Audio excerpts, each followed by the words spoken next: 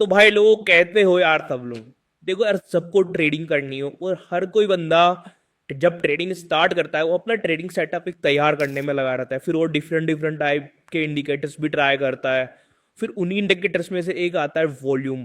तो वॉल्यूम को अपन ने सबने देखा है कि वॉल्यूम के जो बार्स होते हैं चार्ट पर अपन ने देखा है, जैसे कि यहाँ पर अगर आप चार्ट लगाएंगे, देखो यहाँ पर चार्ट लगाया, इंडिकेटर्स में गए, फिर यहाँ पर अपन ने सर्च किया वॉल्यूम। तो वॉल्यूम सर्च करने पर यहाँ पर ये वॉल्यूम का ऑप्शन आता है। यहाँ पर देखो अपन ने लगाई है वॉल्यूम, अब देखो यहाँ पर दिख रहा है आपको वॉल्यूम, ये जो सब है ये वॉल्यूम के बार्स है। तो ठीक है, ये वॉल्यूम के बार्स है, बट हम में से किसी को भी, मतलब मोस्ट ऑफ द लोगों को इसको यूज करना नहीं आता कि इसको सही तरीके से यूज कैसे करते हैं। तो आज के वीडियो में हम यही जानेंगे कि हम वॉल्यूम को किस तरह से जो है यूज कर सकते हैं। यहाँ पर जो सिंपली लोग देखते हैं ना कि वॉल्यूम को किस तरह देखते हैं, वो देखते हैं यार देखो ग्रीन और ग्रीन कलर की एक ग्रीन कैंडल बनी है वॉल्यूम में, तो मतलब कि मार्केट ऊपर जाएगा। अगर रेड कलर की बनी है तो ऐसे लगता है कि यार मार्केट नीचे जा सकता है। यहाँ पर डाउन डाउन जो ट्रेंड है स्टार्ट हो चुका है, कि मतलब वो हो गया ना कि यार ग्रीन बनना है, मतलब कि बेचने वाले ज्यादा है। मोस्ट ऑफ द टाइम यही अपना जो परसेप्शन रहता है कि यार हाँ ग्रीन बार बनी है बड़ी सी, तो मतलब कि बेचने वाले, सॉरी बाय करने वाले ज्यादा है। और अगर रेड बनी है तो मतलब कि बेचने वाले यानी कि सेल करने वाले काफी ज्यादा है। तो इस तरह से अपन वॉल्यूम को देखते हैं यहाँ पर। बट वॉल्यूम इस तरह से नहीं देखी जाती है, इसको देखने का तरीका डिफरेंट होता है। ये जो तरीका होता है ना, जो जिस तरीके से अपन देखते हैं, ये बिल्कुल गलत होता है। तो यहाँ पर सबसे पहले अपन समझ लेते हैं, देखो यार वॉल्यूम जो होती है ना, वॉल्यूम जो है हर ट्रेडिंग में बहुत ही ज्यादा इंपॉर्टेंट होती है। चाहे से आप इंट्राडे ले लो या स्विंग ट्रेड ले लो या फिर आप लॉन्ग टर्म इन्वेस्टिंग के लिए ले लो, हर जगह जो वॉल्यूम है, वॉल्यूम काफी ज्यादा इंपॉर्टेंट यहाँ पर हो जाती है। तो आज हम देखेंगे कि यार हम वॉल्यूम को कैसे एनालाइज करें, जो ये वॉल्यूम के पार्ट है इन्हें हम किस तरह से जो है एनालाइज कर सकते हैं। आज हम देखेंगे हाउ टू यूज वॉल्यूम। साथ ही साथ हम देखेंगे जो अपना दूसरा पार्ट रहेगा वीडियो में, वो रहेगा इंटरप्रिटेशन ऑफ वॉल्यूम। और जो अपना तीसरा पार्ट रहेगा वो रहेगा advantages of volume in trading. ठीक है, यहाँ पर अपन इसको तीन पार्ट में इस वीडियो को देखेंगे यहाँ पर पूरी तरह।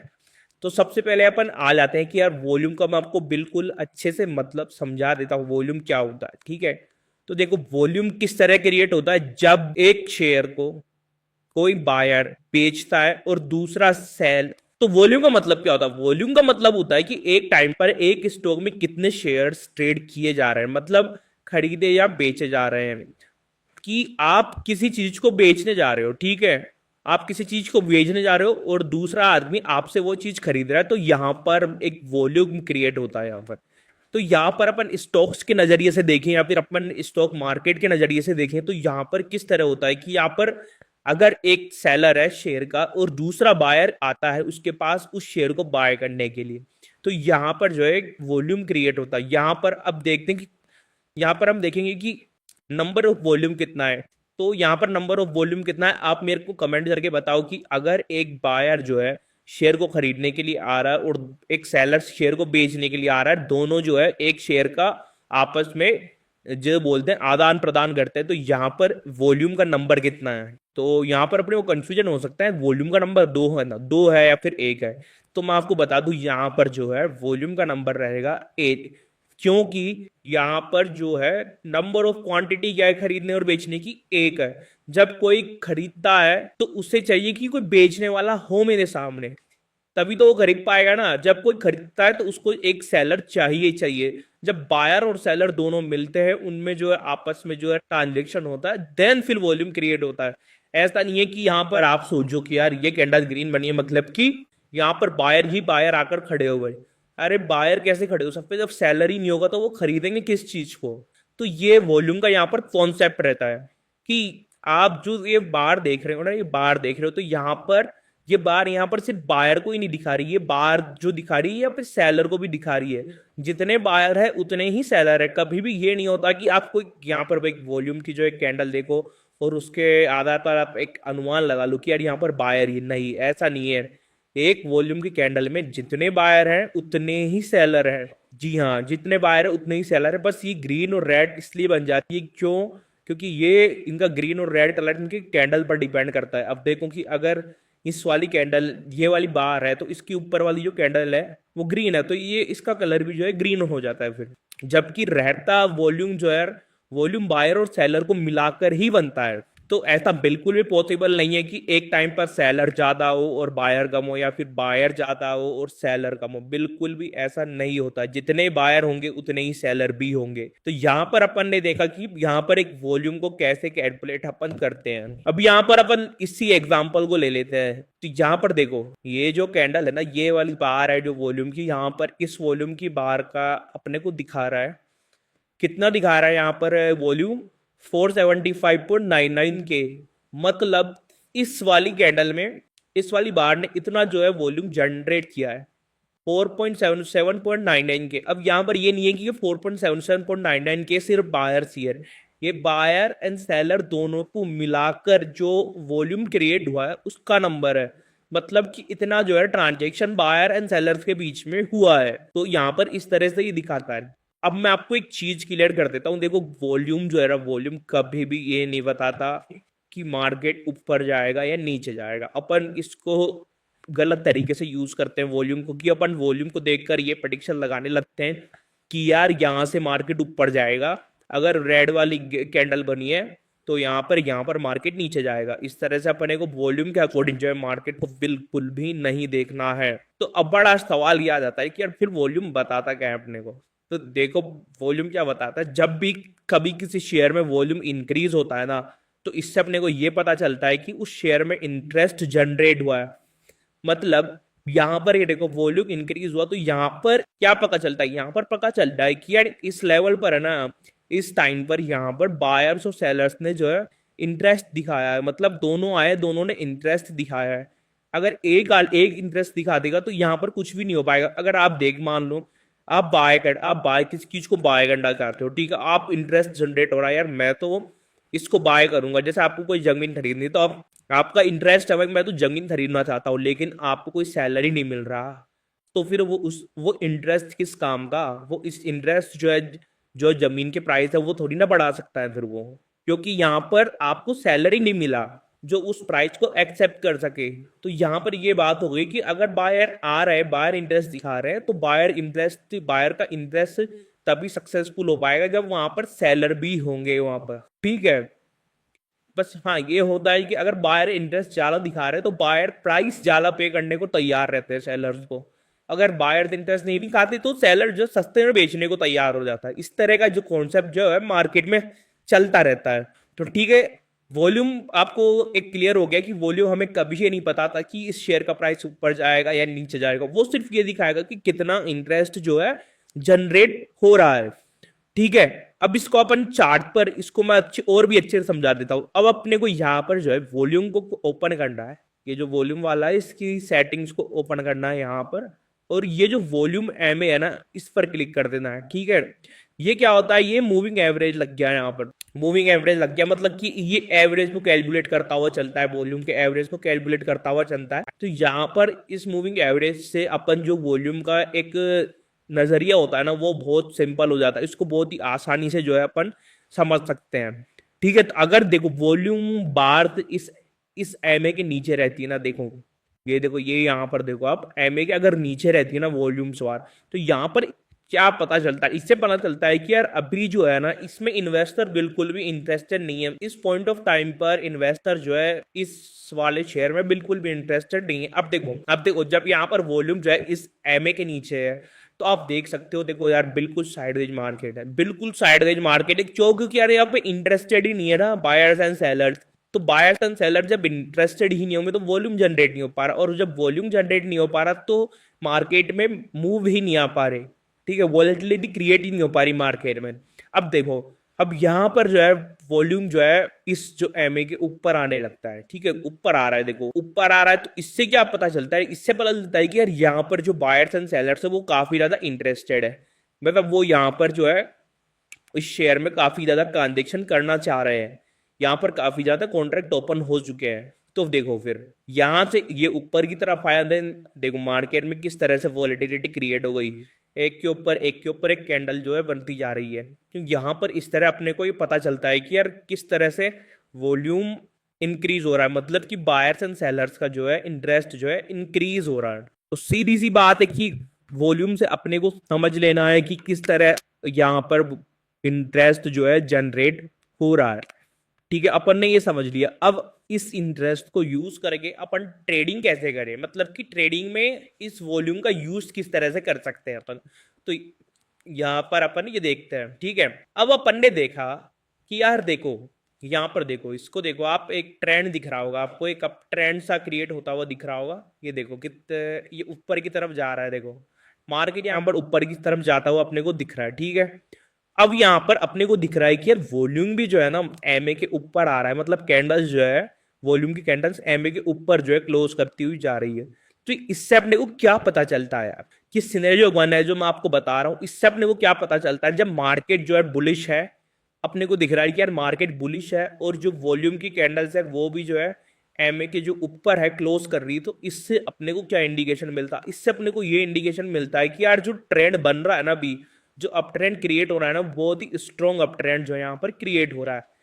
कि यहाँ पर अपने को ये इंडिकेशन मिलेगा कि यार चलो ठीक है, अगर बाय के लिए अपन जा रहे हैं तो यहाँ पर इस मार्केट में अपन बाय के लिए अच्छे से रुक सकते हैं, क्योंकि यहाँ पर इसको वॉल्यूम का सपोर्ट मिल रहा है। यहाँ पर जो है बायर्स एंड सेलर्स काफी ज्यादा आ रहे हैं, इन्वेस्टर जो है काफी इंटरेस्ट दिखा रहे हैं, और यहाँ पर जो है बायर्स जो है स्ट्रॉन्ग भी दिख रहे हैं यहाँ पर अपने को। तो यहाँ पर अपन जो अप ट्रेंड को कंटिन्यू कर सकते हैं।